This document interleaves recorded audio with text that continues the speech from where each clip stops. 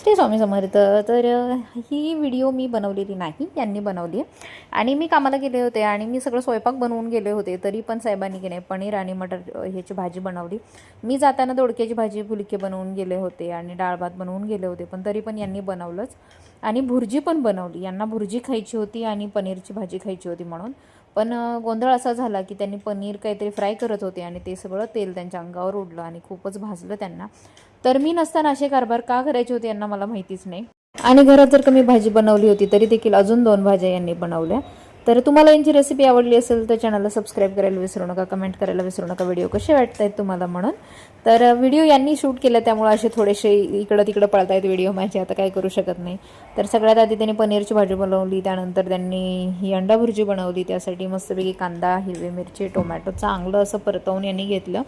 हळद टाकलं, त्याच्यात चटणी टाकली. चटणी म्हणजे माझा घाटी मसाला. तुम्हाला घाटी मसाला आवडतो का हे मला नक्की सांगा. आणि घाटी मसाला म्हणजे काय तुम्हाला माहिती आहे का हे देखील मला कमेंटमध्ये सांगा. कोण कोण व्हिडिओ कुठून कुठून बघताय हे सांगा, म्हणजे मला समजेल की घाटी मसाला कोणाकोणाला माहिती आहे.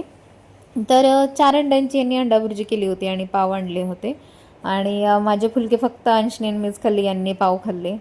आणि ही छान अशी अंडा भुर्जी आणि त्यांची पनीरची भाजी छान झाली होती. आणि खरं तर भाज्या यांनी खरंच खूप छान बनवतात. यांना ज्यावेळेस माझ्या हातचं खायचं नसतं तेव्हा त्यांनी स्वतःच्या हातची भाजी बनवून खातात.